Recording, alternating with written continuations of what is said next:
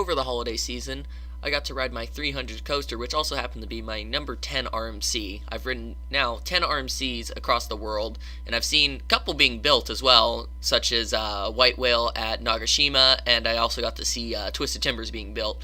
But out of the 10 I've ridden, I'm going to count them down right now. Starting off this list with Twisted Colossus, which was actually the first RMC I rode. When I first rode it, it impressed me because I didn't know what to expect from an RMC, and then the more RMCs I started to ride, I realized Twisted Colossus really isn't that good.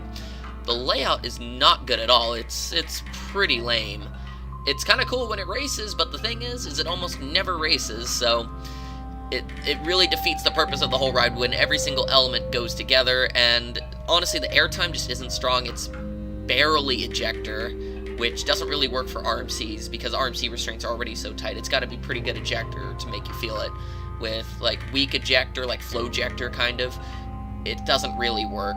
And the elements are just not that good. It just feels like really just like two really short coasters put together and then just put together into one coaster, but has a lift hill in between. So it just kind of defeats the purpose of the ride.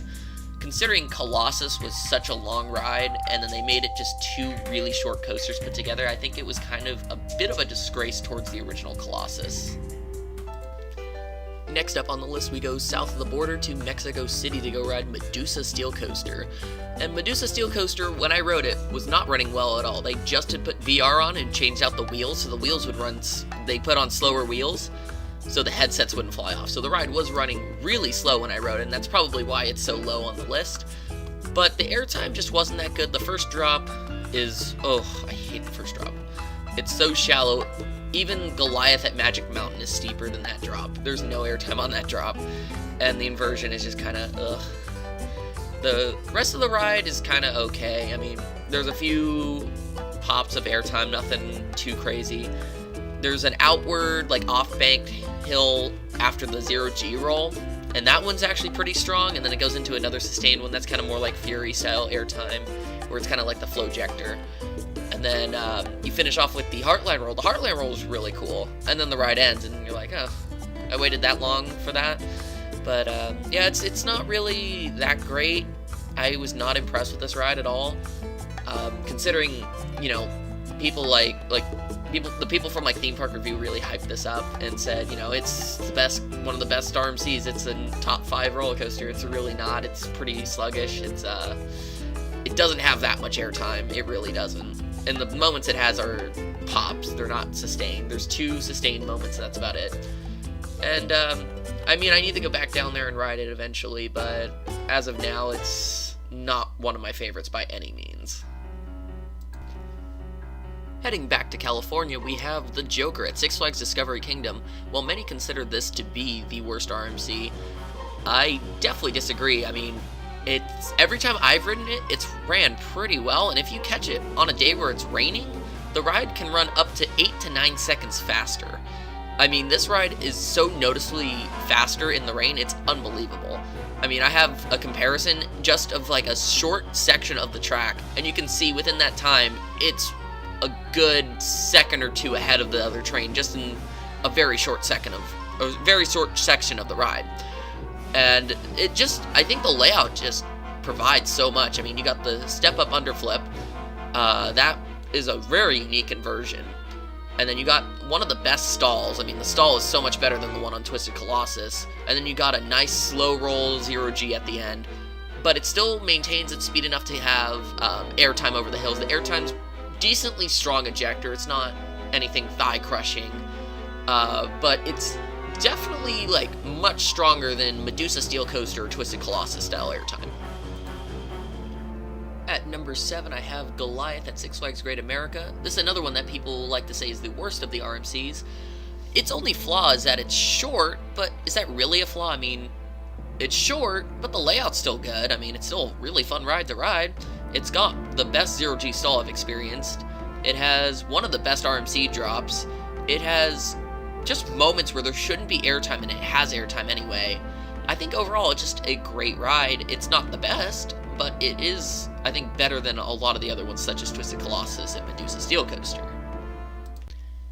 At number 6, we have Railblazer, and this is the only single rail coaster I've actually ridden.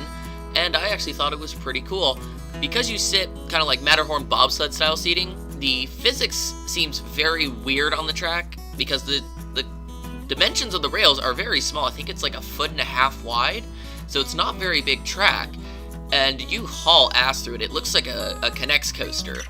You fly through the course, and it definitely doesn't look as intense, or it definitely looks more intense off-ride than it is to actually ride it. On-ride, it's not quite as intense as it looks, but it's still pretty intense. That, like, off-axis airtime hill has by far the strongest airtime in all of California. The only thing that comes even close to it is Manta at San Diego. And, yeah, the ride has a lot of unique elements. It's a short ride, but all the elements go in perfectly together, and it's just non-stop action the entire ride.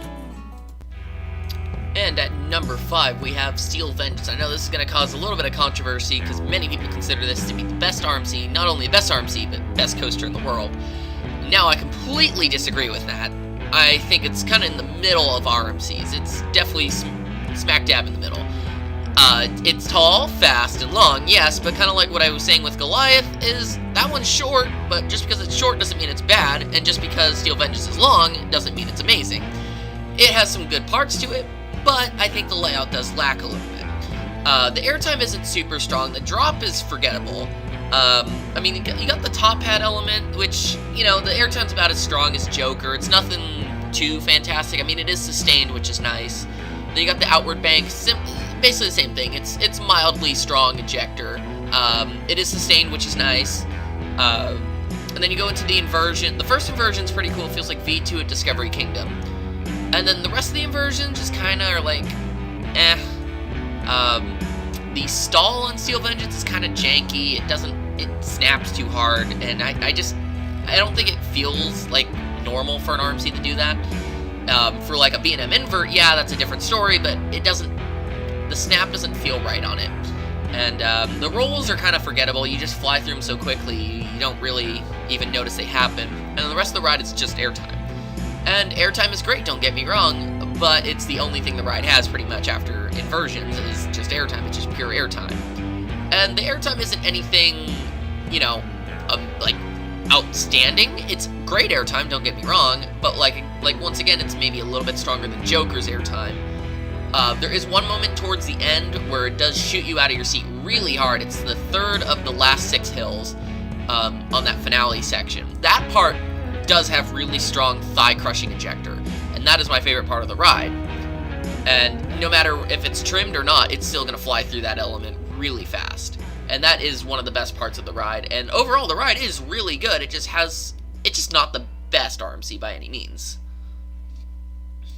And at number 4, we have Outlaw Run. And Outlaw Run is actually very, very similar to Steel Vengeance, but I think it just does the majority of its elements better than Steel Vengeance. And I know that's probably going to make some people mad, but I do think the drop is better. I think it does the stall better. I think overall it does airtime better, and then the final inversion is the double barrel roll is interesting because the first one flies through it kind of like Steel Vengeance, but the last one has some hang time at the end. More like the one on Joker. So it has a nice mix of elements. Also, it does feel wooden. It is a wooden coaster. It's not a hybrid.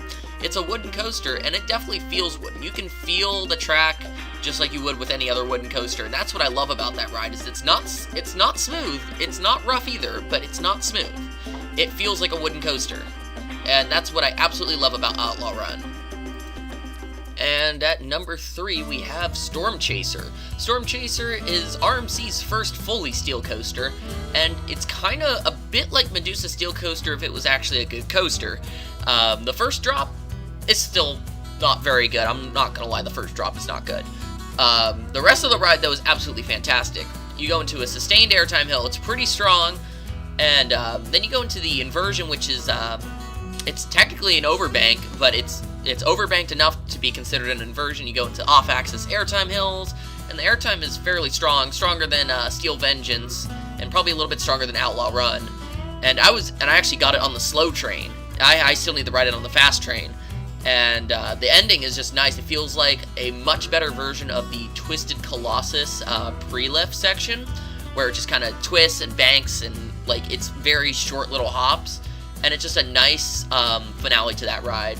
Overall, it's just a great ride. The only downside is the drop. After the drop, the rest of the ride is perfect. At number 2 is my all-time favorite steel coaster, and that is Wicked Cyclone at Six Flags New England. This one is the best of the hybrids, I think. The first drop is not the best. It's a little short for an RMC, but it goes around the turnaround pretty fast, to the point where I actually started to gray out, and that's the only RMC I've ever gotten close to graying out on. And every single airtime moment was abrupt and really strong. And all the inversions were perfect. Like the 200-degree stall, it looks like it flies through it off-ride, but when you like ride it, it feels like as slow as Full Throttle's loop, which is so awesome. And I know that makes it sound like, oh, if it's going slow through the inversions, it's gonna go slow through the rest of the ride. No, that's the thing. It's slow through the inversions and fast through everything else, and that's how I think it should be. And that's how every RMC should be. Slow roll through the inversions, and then just ridiculously fast through everything else.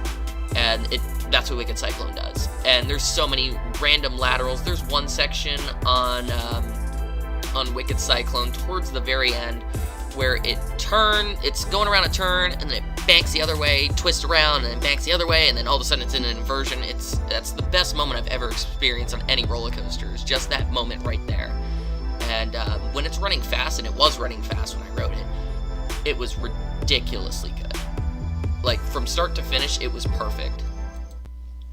So, what could top a rod I already think is perfect? And that would be Lightning Rod. Lightning Rod is one of the craziest coasters I've ever ridden. From start to finish, the airtime is so ridiculously strong. Every single moment is the strongest airtime I've ever experienced. Thigh-crushing airtime the entire ride, sustained, pops, everything is ridiculously strong. Even the wave turn was thigh-crushing ejector. It was so strong. And, well, like, Wicked Cyclone focuses more on inversions and laterals. This specifically focuses on airtime, and it does airtime in a way where it doesn't just become repetitive, because, like, it will do banked airtime, sideways airtime, it will do quadruple downs, it will do it over a non-inverting half loop. It's like, it does so many interesting elements that keep the airtime fresh and unique every single time you come out of your seat. And every time you come out of your seat is literally every 2 seconds. I mean, I swear 75% of the ride you are out of your seat for it. The quadruple down is literally just one long airtime moment. You never get back into your seat before you hit the next bump. It's ridiculously awesome, and it's by far my favorite modern coaster. There is one coaster I do prefer over it, but I'll save that for my top 25 video.